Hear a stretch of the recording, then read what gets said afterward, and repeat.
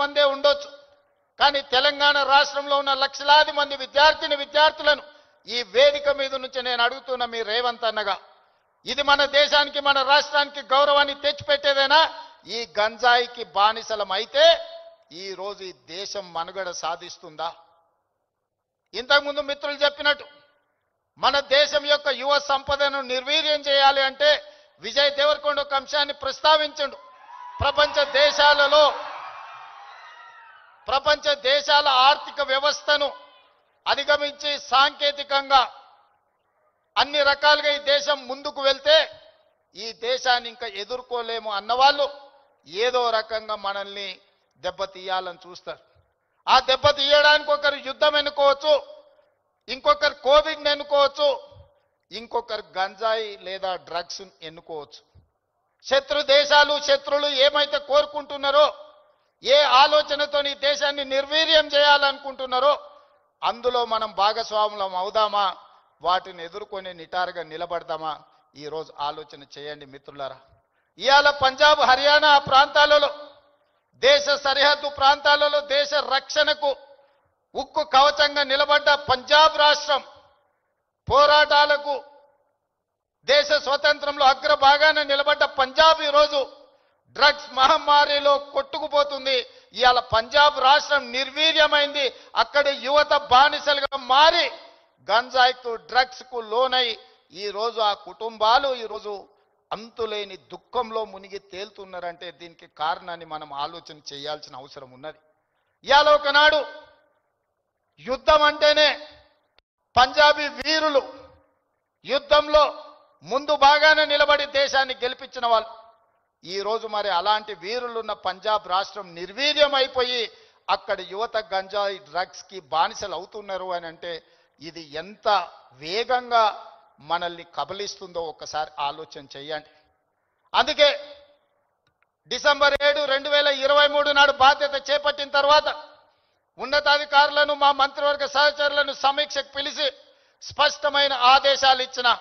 ఈ రాష్ట్ర సరిహద్దుల్లో ఎవరైనా కాలు పెట్టాలి అని అంటే 100 సార్లు ఆలోచన చెయ్యాలి.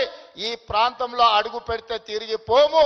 అది గంజాయి అయినా, అది డ్రగ్స్ అయినా, ఇంకే రకమైన మాదక ద్రవ్యాలు తెలంగాణ సరిహద్దులను దాటనివ్వద్దు. అవసరమైతే సరిహద్దులు దాటి వాళ్ళ వెన్ను విర్చాలి అని చెప్పి ఈరోజు నేను మా అధికారులకు ఆదేశాలు ఇచ్చిన. ఇవాళ ఈ అంతర్జాతీయ డ్రగ్స్ నియంత్రణ ఈ దినోత్సవం ఈరోజు ఈ కార్యక్రమంలో యువ మిత్రులు రామ్ చరణ్ కావచ్చు, విజయ్ దేవరకొండ కావచ్చు, వాళ్ళు ఎంత బిజీ స్కెడ్యూల్ ఉన్నా ఇవాళ మేమందరం కూడా ఇక్కడ ఎందుకు వచ్చినామంటే ఈ యువతకు ఒక స్ఫూర్తిని ఇవ్వాలి, ఈ యువతకు ఒక సందేశాన్ని ఇవ్వాలి, తెలంగాణ రాష్ట్రం దేశానికి ఆదర్శంగా నిలబడాలి అని. అదేవిధంగా మిత్రులారా, ఈరోజు తెలంగాణ రాష్ట్రం అంటే ఒక ఐటీ హబ్, ఈరోజు తెలంగాణ రాష్ట్రం అంటే ఒక ఫార్మా హబ్. ఈరోజు ఈ తెలంగాణ రాష్ట్రం మీరందరూ మనమందరం ఉండంగా ఇది ఒక గంజాయికో డ్రగ్స్కో హబ్గా మారితే మనందరము ఈరోజు విఫలమైనట్టే, తెలంగాణ రాష్ట్రానికి అన్యాయం చేసిన వాళ్ళం అవుతాం. అందుకే ఈరోజు ఏ పాలసీ లేని తెలంగాణ రాష్ట్రానికి స్పోర్ట్స్ పాలసీని తీసుకొచ్చినాం.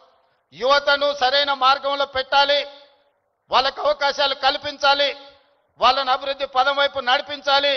అందుకే నూతన విధానం ద్వారా యంగ్ ఇండియా స్కిల్స్ యూనివర్సిటీని తీసుకొచ్చినాం. ఈరోజు ప్రతి సంవత్సరం 1,10,000 మంది ఇంజనీరింగ్ విద్యార్థులు గ్రాడ్యుయేట్స్ అవుతుంటే 1,10,000 మందికి ఇంజనీరింగ్ పట్టాలు ఇస్తున్నాం. కానీ వాళ్ళకి సరైన సాంకేతిక పరిజ్ఞానాన్ని, సరైన అనుభవాన్ని మనం అందించలేకపోతున్నాం. అందుకే ఒక పక్కన డిమాండ్ ఉంది, ఇంకొక పక్కన సప్లై ఉంది. కానీ డిమాండ్ సప్లై మధ్యలో there is an gap between demand and supply. అందుకే ఈరోజు ఆ డిమాండ్ అండ్ సప్లైని బ్యాలెన్స్ చేయడానికి యంగ్ ఇండియా స్కిల్స్ యూనివర్సిటీని ఈ రాష్ట్రంలో ఉన్న యువకులకు సాంకేతిక నైపుణ్యాన్ని నేర్పించి ప్రపంచ దేశాలను శాసించే విధంగా మన యువతకు శిక్షణ ఇవ్వాలి అని ఈరోజు యంగ్ ఇండియా స్కిల్స్ యూనివర్సిటీని ప్రారంభించుకున్నాం. అదేవిధంగా ఒలింపిక్స్ చూసిన తర్వాత నేను కొన్ని దేశాలు వెళ్ళొచ్చిన.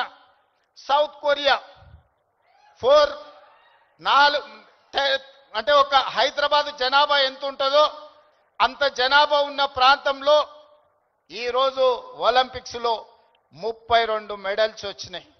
32 గోల్డ్ మెడల్స్లో ఒకే ఒక సౌత్ కొరియన్ స్పోర్ట్స్ యూనివర్సిటీ అని ఒక 30 ఎకరాలలో ఉన్న యూనివర్సిటీలో 16 గోల్డ్ మెడల్స్ వచ్చినాయి. 16 గోల్డ్ మెడల్స్లో ఒక అమ్మాయికి 3 గోల్డ్ మెడల్స్ ఒలింపిక్స్లో సాధించింది.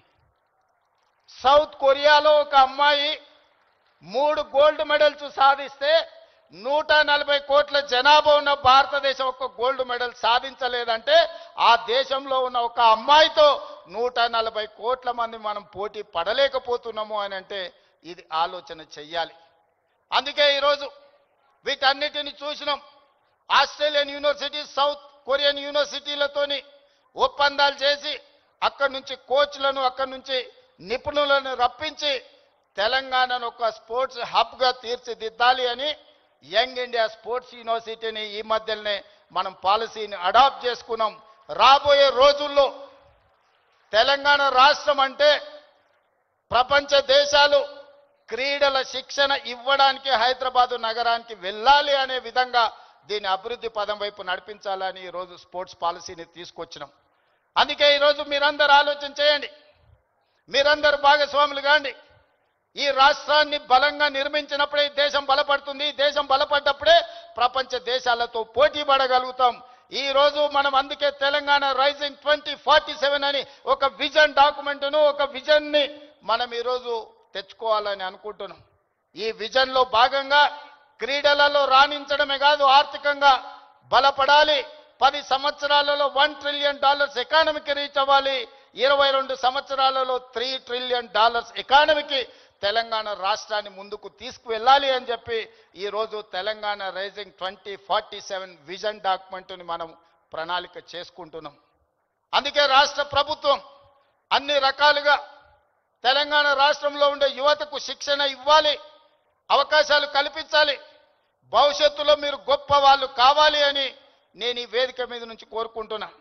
మీకందరికీ తెలియాల్సింది, చరణ్ స్కూల్కి వెళ్ళేటప్పుడు నాకు తెలుసు, ఆ రోజు నేను అనుకున్న చరణ్ రాణించాలి అని. ఈరోజు నేను గర్వంగా ఫీల్ అవుతున్నా.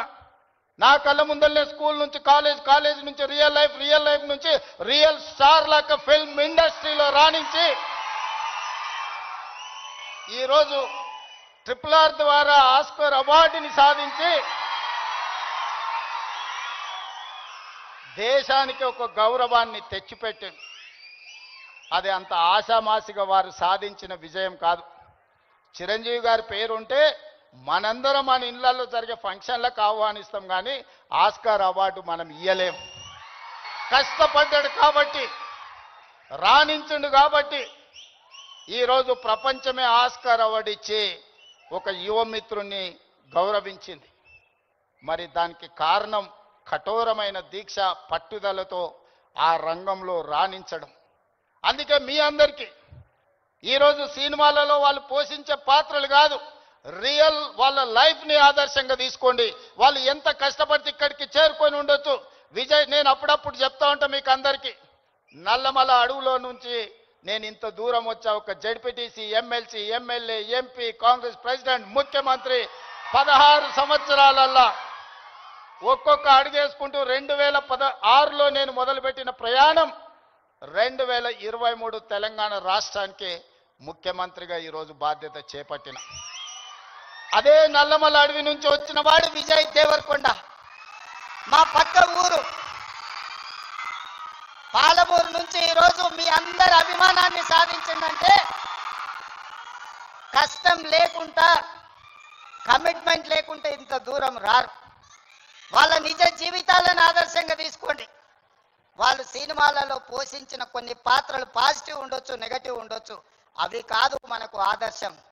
ఈరోజు రాణించాలి అంటే కష్టపడాలి అంటే కమిట్మెంట్ ఉండాలి. అందుకే ఈరోజు స్కూళ్ళలో, కాలేజీలో ఎక్కడైనా ఈ మాదక ద్రవ్యాలకు సంబంధించిన సమాచారం ఉంటే పోలీసులకు మీరే చేరవేయండి. ఇంతకుముందే టోల్ ఫ్రీ నెంబర్ని మీకు అందరికీ